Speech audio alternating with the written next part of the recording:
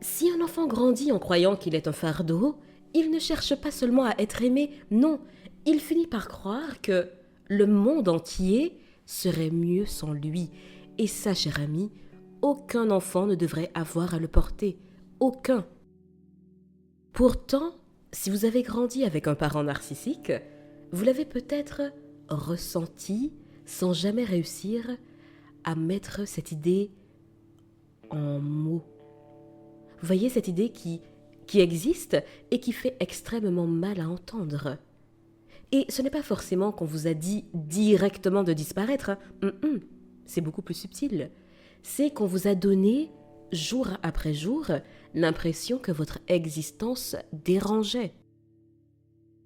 À force d'être humilié, comparé, ignoré, à force d'être rabaissé ou alors rendu responsable du malheur d'un parent, eh bien, certains enfants ne se demandent plus comment être heureux. Non, ils se demandent simplement comment arrêter de souffrir. Parce que oui, ce genre de souffrance est immense, immensément profonde.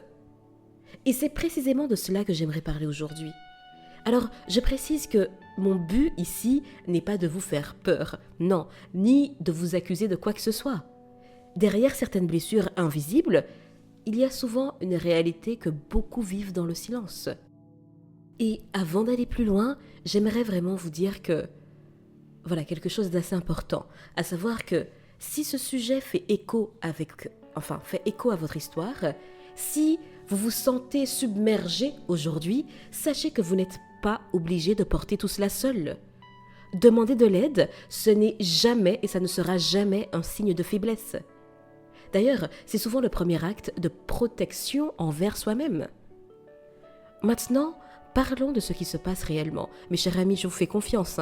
Si vous avez besoin, si vous en ressentez le besoin, allez chercher de l'aide. Les professionnels existent pour une raison, d'accord ?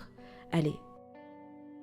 Contrairement à une idée reçue, la plupart des parents narcissiques ne cherchent pas forcément à ce que leur enfant meure. Non. Ce qu'ils cherchent avant tout, c'est à conserver le contrôle. Et pour contrôler quelqu'un, il faut souvent casser ce qui lui permettra de partir, à savoir sa confiance en lui, son autonomie, sa capacité à croire qu'il mérite mieux. Vous voyez, c'est beaucoup plus subtil qu'on ne l'imagine. On ne détruit pas toujours quelqu'un avec des coups. Alors oui, naturellement que ça peut anéantir une personne, surtout sur la durée, mais on peut aussi le détruire avec des phrases répétées pendant 20 ans. Tu es trop sensible, sans moi tu ne survivras jamais, tu me rends malade, regarde tout ce que je supporte à cause de toi, c'est ta faute. Vous voyez ? Et donc un enfant qui entend cela depuis qu'il sait parler, au début il va résister, oui, mais ensuite il va finir par douter. Et enfin, il va finir par croire que tout ce qu'on lui dit et tout ce qu'on dit de lui est vrai. Et quand un enfant pense qu'il est la source de tous les problèmes, eh bien, il développe une honte immense. Une honte qui ne dit pas « j'ai fait une erreur », mais « je suis une erreur ». Cher ami, la différence est énorme. Et c'est cette profonde honte qui, chez certaines personnes, ouvre la porte au désespoir. Dans de nombreux témoignages, les survivants racontent exactement la même chose. Ils ne voulaient pas forcément mourir, mais ils voulaient que leur douleur cesse, et c'est assez différent. La souffrance devenait tellement envahissante qu'ils ne voyaient plus d'issue, et malheureusement, quand un enfant demande de l'aide dans une famille dysfonctionnelle, parfois il reçoit encore plus de violence. Et cher ami, le sujet du jour est très très délicat, n'hésitez pas à faire pause ou à quitter la vidéo, Mais c'est un sujet qui est trop fréquent pour que je ne l'évoque pas sur cette chaîne. Vous voyez ? Mon but ici, c'est de mettre en lumière aussi ce que beaucoup vivent en silence ou dans l'ombre, avec, vous voyez, cette sorte de honte qui n'a pas lieu d'être. Parce que le problème ne venait pas de vous. Vous n'étiez pas le problème, d'accord ? Allez, je poursuis. Vous savez, certaines personnes racontent avoir entendu des phrases inimaginables quand elles exprimaient leur détresse.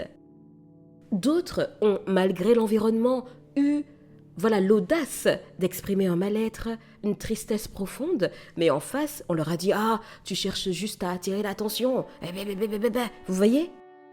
Dans un environnement sain, un enfant en souffrance reçoit du soutien.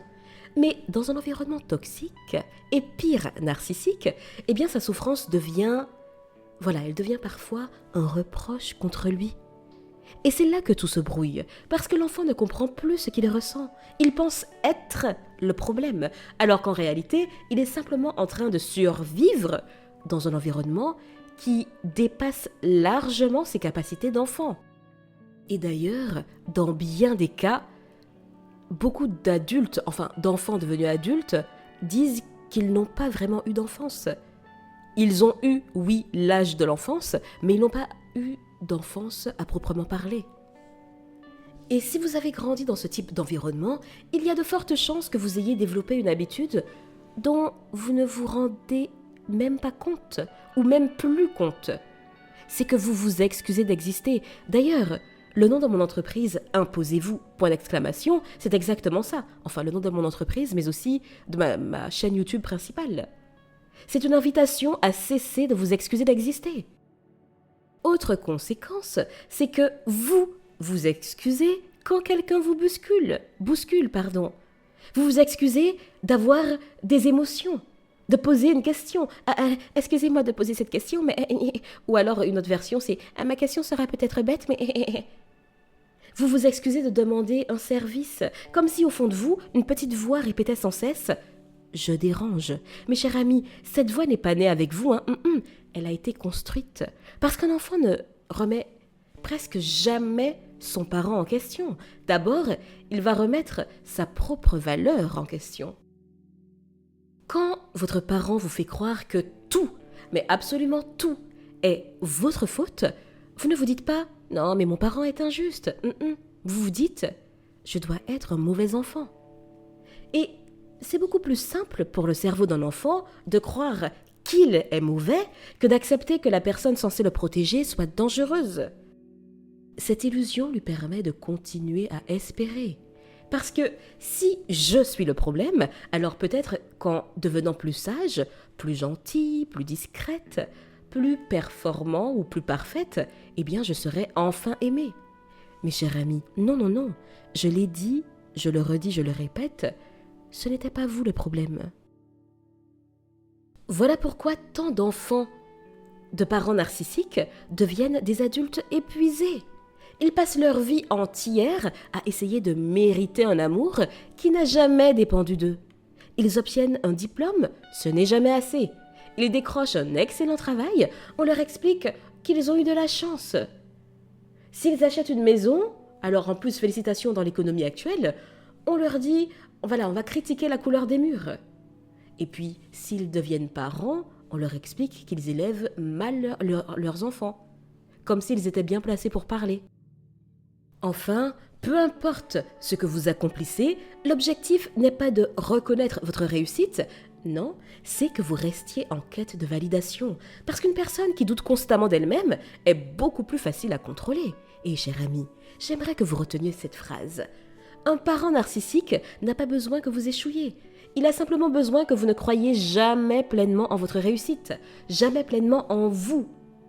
Parce que si vous prenez conscience de votre valeur, vous partez, vous posez des limites, vous dites non. Vous cessez d'accepter l'inacceptable. Et c'est précisément ce qui menace le système. N'oublions pas, le parent narcissique fonctionne en système, un peu comme tous les narcissiques d'ailleurs.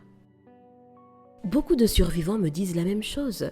Je pensais être dépressif, je pensais avoir un problème de colère, je pensais être paresseuse. Et puis, une fois qu'ils quittent l'environnement toxique, progressivement, ils respirent mieux, ils dorment mieux. Ils dorment mieux. Ils retrouvent de l'énergie. Ils commencent enfin à rire, à sourire, comme si leur personnalité réelle revenait enfin. D'ailleurs, ce n'est pas une nouvelle personnalité, c'est celle qu'ils avaient toujours eue. Elle était simplement enfouie sous des années de survie. Cher ami, ne sous-estimons pas l'impact de la survie sur notre propension à être nous-mêmes. Parce qu'on ne peut pas s'épanouir quand on passe toute son énergie à anticiper la prochaine critique, à anticiper la prochaine catastrophe, le prochain chaos, la prochaine dispute. Notre cerveau devient un détecteur de danger. Et là, dans des situations comme celle-ci, vous analysez les visages, le ton de la voix, les silences, les portes qui claquent. Et vous êtes constamment en train de chercher ce qui pourrait annoncer une nouvelle attaque. Et ça, cher ami, c'est profondément épuisant. De vivre ainsi, c'est épuisant. Voilà pourquoi parfois vous vous sentez, vous vous estimez paresseux ou paresseuse, parce que vous vous dites « Oh là là, je n'ai rien fait, pourtant je suis épuisée ». Mais le fait d'être en hypervigilance constamment, ça épuise, ça puise dans dans vos ressources d'énergie. D'ailleurs, quand vous quittez enfin cet environnement, beaucoup pensent qu'ils vont immédiatement se sentir libres. Mais cher ami, en réalité, il arrive souvent l'inverse, puisque le calme fait peur, l'absence de cris paraît étrange, les relations saines paraissent ennuyeuses, parce que votre système nerveux s'est habitué au chaos. Et dans un tel contexte, le calme est devenu inconnu. Et je l'ai dit, je le répète, notre cerveau préfère souvent une souffrance familière à une paix inconnue. Voilà pourquoi certaines personnes retombent dans des relations où elles sont à nouveau rabaissées. Alors, pas de manière purement consciente, souvent c'est inconscient. Ce n'est pas qu'elles aiment souffrir, mais c'est que leur cerveau reconnaît ce fonctionnement. Et il finit par le confondre avec l'amour. Mais ce n'est pas de l'amour. Voilà pourquoi la guérison ne consiste pas seulement à couper les ponts. D'ailleurs, je ferai une vidéo pleinement dédiée à ce sujet. 1 ou 2 d'ailleurs. La guérison consiste aussi à réapprendre ce qu'est une relation normale. Une relation où vous pouvez dire non sans être puni. Une relation où vous pouvez faire une erreur sans être humilié. Une relation où vous pouvez réussir sans provoquer de la jalousie. Et où vous pouvez exister sans devoir vous excuser. Et ce travail prend du temps, beaucoup de temps, mais chaque petit pas compte. Le jour où vous cessez de vous justifier, le jour où vous osez dire « je ne suis pas d'accord », le jour où vous choisissez votre paix plutôt que leur approbation et où vous comprenez enfin que leur regard n'est pas le miroir de votre valeur. Eh bien, tous ces moments-là, ce sont des victoires immenses. Oui, parce qu'elles reconnaissent, même si c'est pierre après pierre, pas après pas, respiration après respiration, la personne que vous auriez dû avoir le droit de devenir dès le départ. Cher ami, je vous dis à bientôt, et d'ici là, imposez-vous.